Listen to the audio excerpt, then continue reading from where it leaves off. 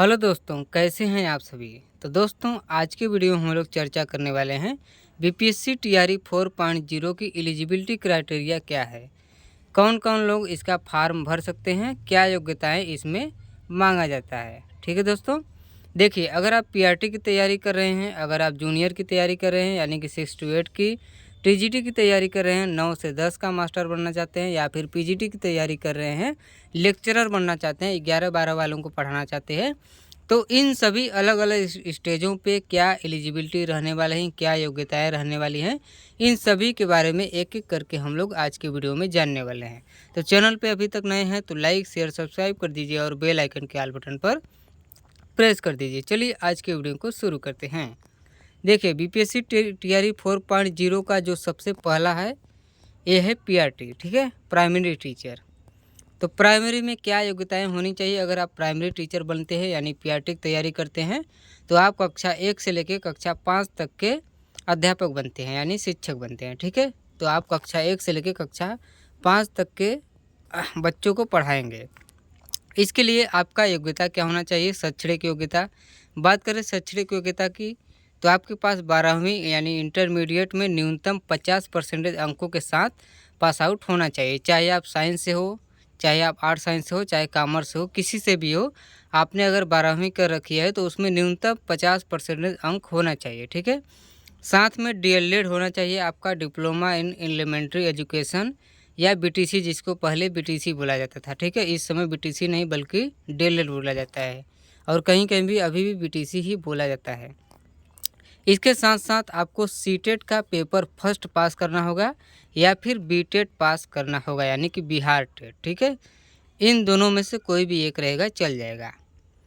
और 12वीं प्लस 4 वर्षीय अगर आपने बीएलएड कर रखा है, 12वीं के बाद अगर आप डायरेक्ट 4 वर्षीय बीएलएड कर रखा है तो भी आप इसके लिए एलिजिबल, लेकिन इसके साथ में वही सीटेट और बिहार टेट पेपर फर्स्ट आपका होना चाहिए, तो आप इसके लिए एलिजिबल माने जाएंगे। ठीक है, बात करें मिडिल स्कूल यानी जूनियर टीचर बनने की, तो यहाँ पे कक्षा 6 से लेकर 8 तक का आप अध्यापक बनते हैं, शिक्षक बनते हैं।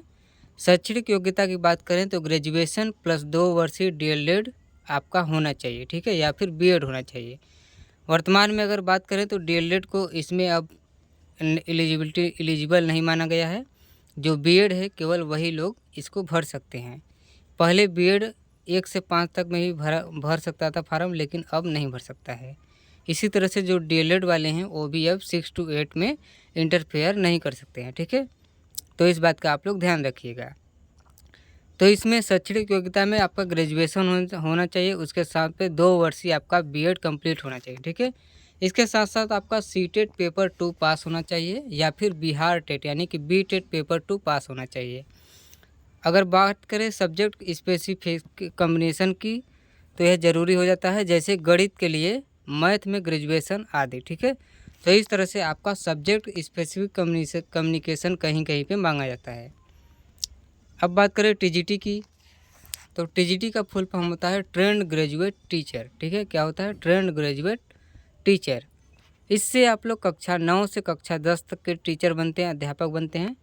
बात करें शैक्षणिक योग्यता की, तो आपका ग्रेजुएशन होना चाहिए और जो सब्जेक्ट आप ले रिलेवेंट है वो उस सब्जेक्ट से आप लोगों ने बीएड किया हुआ हो। ठीक है, इसमें सीटेट पेपर 2 मांगता है, और इसके साथ साथ अगर आप यस टेट यानी बिहार का जो यस टेट होता है, अगर आपने उसको भी पास किया हुआ है तो आप लोग इसके लिए एलिजिबल माने जाएंगे। ठीक है, और यस टेट जो है वो सेकेंडरी टेट होना चाहिए। ठीक है, इसका फुल फॉर्म होता है।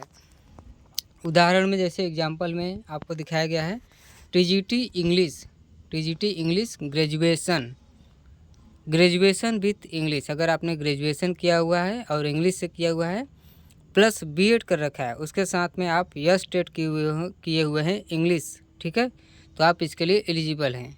या फिर टीजीटी मैथ एक एग्जांपल और है आपके सामने, टीजीटी मैथ।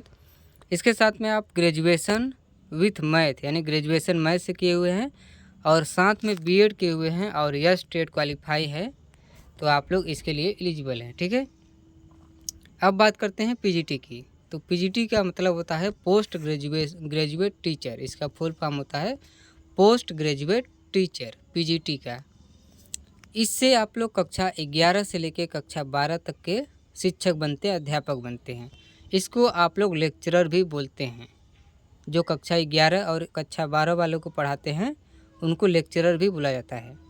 बात करें शैक्षणिक योग्यता की, तो पोस्ट ग्रेजुएशन आपका होना चाहिए इन रिलेवेंट सब्जेक्ट, जिस सब्जेक्ट का आप लोग लेक्चरर बनना चाहते हैं, ठीक है। साथ में आपका बीएड होना चाहिए और यस टेट पीजीटी लेवल का पास होना चाहिए। देखिए यहाँ पे अलग अलग लेवल दिया गया है यस टेट के लिए, टीजीटी लेवल, पीजीटी लेवल, ठीक है। तो इन दोनों में से आपका कोई भी एक होना चाहिए। जिसमें आपका पीजीटी है तो पीजीटी लेवल का पास होना चाहिए, और अगर आपका टीजीटी है तो टीजीटी लेवल का यस टेट आपका पास होना चाहिए, ठीक है। उदाहरण में पीजीटी हिस्टोरी, जैसे आपने पीजीटी हिस्टोरी का आप लोग शिक्षक बनना चाहते हैं तो हिस्ट्री से आपका एमए होना चाहिए, प्लस में बीएड होना चाहिए, और प्लस में आपका यस टेट जो कि पीजीटी है, ठीक है, पीजीटी लेवल का है, वो आपका पास होना चाहिए। तो आप इसके लिए एलिजिबल माने जाएंगे। अब सिलेक्शन प्रक्रिया क्या है? सिलेक्शन प्रक्रिया यही है कि आपका एक लिखित परीक्षा होगा। आपका क्या होगा? एक लिखित परीक्षा, लिखित परीक्षा होगा। इसके साथ में एक क्वालिफाइंग पेपर होता है जो कि 30 नंबर का होता है। 30 में से आपको कम से कम 9 नंबर लाना होता है, यानी कि 30% लाना होता है।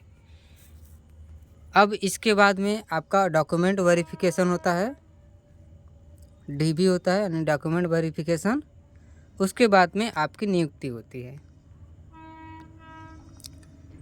और इसमें कोई भी माइनस मार्किंग नहीं होता है, ठीक है। इसमें माइनस मार्किंग नहीं होता है, यानी कि नेगेटिव मार्किंग नहीं होता है। इसमें इंटरव्यू भी नहीं होता है, इसमें इंटरव्यू भी नहीं होता है। तो ये रहा सिलेक्शन प्रोसेस, यानी कि आपको रिटन एग्ज़ाम निकालना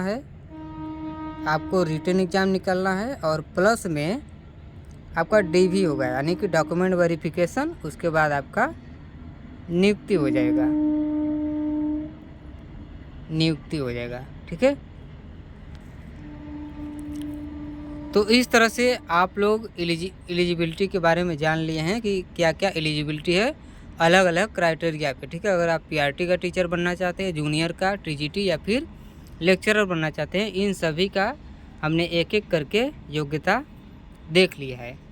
तो दोस्तों ये वीडियो आपको कैसी लगी कमेंट करके ज़रूर बताइए। पसंद आई हो तो लाइक शेयर सब्सक्राइब कर दीजिए, और बेल आइकन के ऑल बटन पर प्रेस कर दीजिए, क्योंकि इसी तरह की एजुकेशनल वीडियो आपको आगे भी मिलती रहेंगी।